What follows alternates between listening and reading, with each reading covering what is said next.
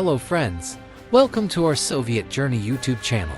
At this transit of our Soviet journey, I would like to give you information about the preparations for an attack on the Soviet Union in possible situations, planned by the Turkish government of the period, after the Nazis invaded the Soviets and rapidly advanced during World War II.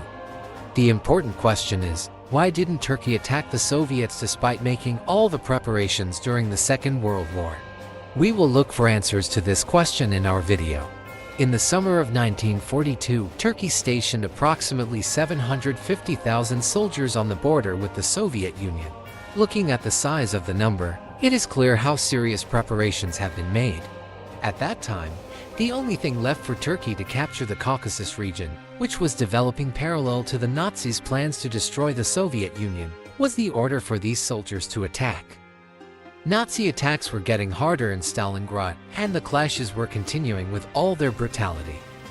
In this process, soldiers were waiting to cross the Turkish-Soviet border and the Caucasus region would be captured. However, the attack order never came.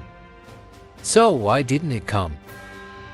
The Turkish government of the period aimed to capture these regions while the war was continuing and wanted to dominate them.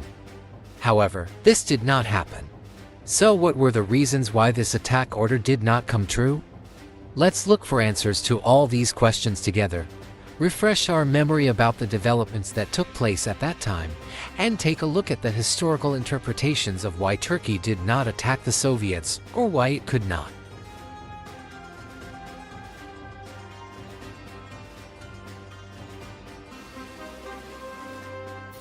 Why was Turkey neutral during World War II? And why didn't he attack the Soviet Union? The answer to these questions is hidden not long ago, 25 years ago, during World War I, one of the bloodiest wars the world had ever seen. As a matter of fact, after the defeat of the Ottoman Empire in World War I, the country faced a very bad fate.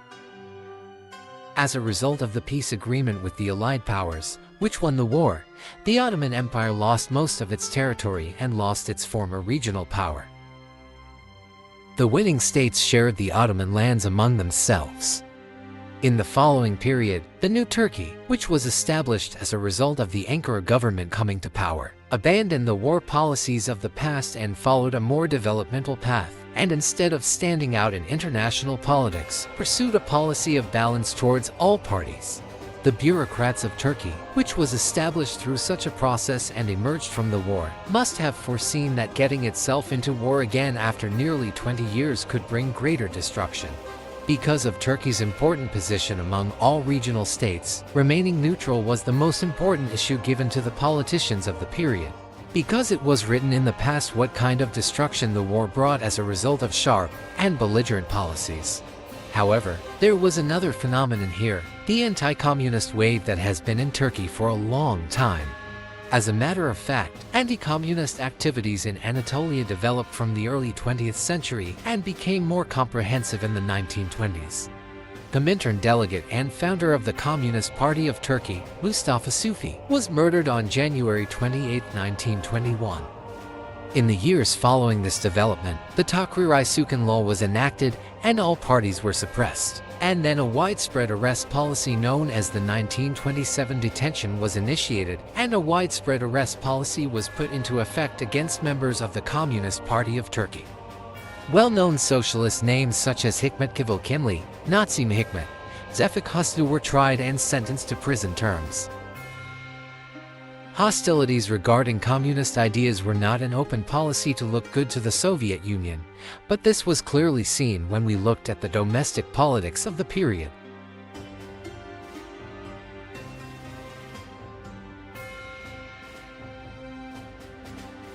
After the Nazis attacked the Soviets, hostility towards the Soviet Union began to be expressed more openly by the authorities of the time. For example, the then Berlin ambassador Numan Menemensioglu used the following words in his speech in Berlin.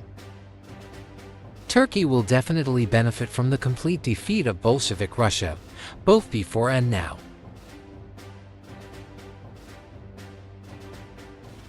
Similarly, the prime minister of that period, Hükru Sarakoglu, clearly stated that as a Turk, he fervently wanted Russia to be eliminated. On the other hand, the Turkish government participated in the Anti-Comintern Pact as an observer in 1941 and developed friendly relations with Nazi Germany within the scope of the Turkey-Germany Friendship Pact. The Turkish military delegation led by Cemal Kayıt, who was personally invited by Adolf Hitler as a war observer, visited Wolfschanz, Hitler's headquarters in East Prussia, between the 26th of June and the 7th of July 1943. In the newspapers published in Turkey during this period, articles were written about the Nazis' victory in a short time. The Turkish government did not openly choose a side in the Soviet-Nazi war and did not enter the war. The main factor that caused this was the view that the idea of entering a new world war would cause great destruction. As a matter of fact, the Turkish government was always busy with internal conflicts and rebellions from its establishment until the Second World War, and had entered a process of national development in foreign policy since its establishment, without entering into conflict with other states. Many surplus products and raw materials were sold to foreign countries through exports. Turkey, which is one of the countries with the highest chromium reserves, one of the important needs of the period in the military field, was selling this precious metal extracted from its own lands to other countries. This issue of chrome mine, which was a military necessity of the period, formed the basis of the relationship with the Nazis during the war. Turkey was one of the leading countries in supplying chrome to the Nazis. Because the sea routes for ships going to Nazi Germany for trade purposes were blockaded, Turkey had an extremely important place in the chrome trade, especially in terms of Nazi Germany's ability to produce engines and military materials. As a matter of fact, Turkey supplied chrome to the Nazis many times during the war. On the other hand, the Nazis used the chrome need of the country, which was in a war economy, as a trump card in other areas. The Nazis repeatedly threatened to suspend the arms contracts paid in advance by Turkey in case of a disruption in chrome shipment or a rapprochement with the Allied powers. Turkey has always pursued a policy of balance in the international arena. As a matter of fact, a trade agreement was signed between Turkey and Nazi Germany on May 8, 1939. Shortly thereafter, on the 3rd of September 1939, the United Kingdom and France declared war on Germany. Shortly after, on October 19, the Treaty of Mutual Assistance and Alliance between England, France, and Turkey was signed. Soviet historians agree that the neutrality and balance policy stated by Turkey greatly benefited the Nazis in the political, economic, and military fields. For example, according to the Balkan Pact made in 1934, Turkey was obliged to defend Greece against attacks from the Balkans. As a matter of fact, Bulgaria, a Nazi ally, had plans to attack Greece, and the Turkish government informed the Bulgarian government that if it made an attack on Greece, it would also be involved in this war. Although this situation initially led to discussions between Turkey and Nazi Germany, the Turkish government did not object to the Nazi army entering Bulgaria and continued to be out of war. As a matter of fact, Bulgaria joined the same alliance with the Nazis under the Axis powers on March 1, 1941. The Turkish government did not comply with the agreements it had undertaken in the Balkan Pact and did not object to Bulgaria joining the Nazi alliance or the Nazi armies entering Bulgaria. Similarly, the Turkish government has never fully fulfilled its obligations arising from the agreement it made with the United Kingdom and France. Fascist Italy, after declaring war on England and France, the Turkish government rejected, as far as it could, the obligations of cooperation arising from this agreement, especially in the Mediterranean, if these countries were attacked. Then, France was occupied by Nazi Germany and Fascist Italy in 1940. In the following period, the fascist bloc, the Axis powers, took control of the Balkans and approached the borders of Turkey. In this process, on June 18, 1941, just 4 days before the start of the Nazi-Soviet war, the Turkish government signed a friendship agreement with Nazi Germany. As a result of this agreement, Nazi Germany had the opportunity to invade the Soviet Union safely from its southern border. The Nazis were actually planning to pass through the straits in Turkey or direct soldiers to transit through Turkey in order to accelerate the Soviet occupation and reach Soviet lands more easily. Military plans regarding this were made frequently by the Nazis. However, Turkey's neutral position in the war prevented these plans from being realized. When these plans were conveyed to the Turkish side, Turkey flatly rejected the use of its territory or sea lanes for military crossings. Because the British armies entered the Syrian and Iraqi lands on the Turkish border, due to their government supporting the fascist bloc. Similarly, due to its sympathies with the Axis powers, there were armies of both the Soviet Union and the United Kingdom in Iran, and Nazi supporter Reza Pahlavi was removed from power. It was clear that the result of a Nazi transit through Turkey to reach the Caucasus would lead to the occupation of Turkey. For this reason, the Turkish government did not openly support the Nazis in order not to antagonize the Allied powers.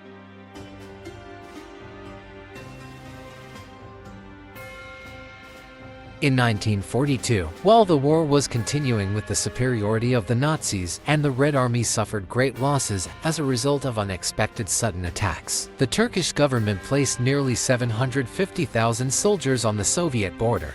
Only a military order was awaited to enter the Caucasus region.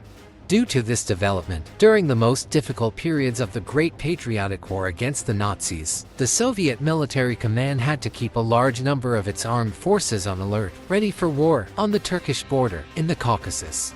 The Soviet forces held in the Caucasus and the international balance of the period are the most important facts that prevented the assertion of the soldiers kept at the Soviet border in Turkey. On the other hand, the failure of Stalingrad to fall and the repelling of the Nazis who could take over Moscow from here on are another important issue that caused the Turkish government to decide not to enter the Soviet Union. While the war was continuing with all its intensity, mobilization was declared in Turkey. In other words, all the power and resources of the state began to be used according to the needs of the war, and many men who met the requirements were compulsorily recruited. During this period, the number of active soldiers in Turkey grew tremendously and reached approximately 1 million people.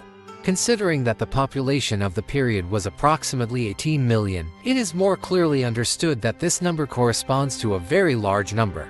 With the beginning of the Nazi attack on Stalingrad, approximately three-quarters of these soldiers, that is, 750,000 soldiers, were transferred to the Turkish-Soviet border.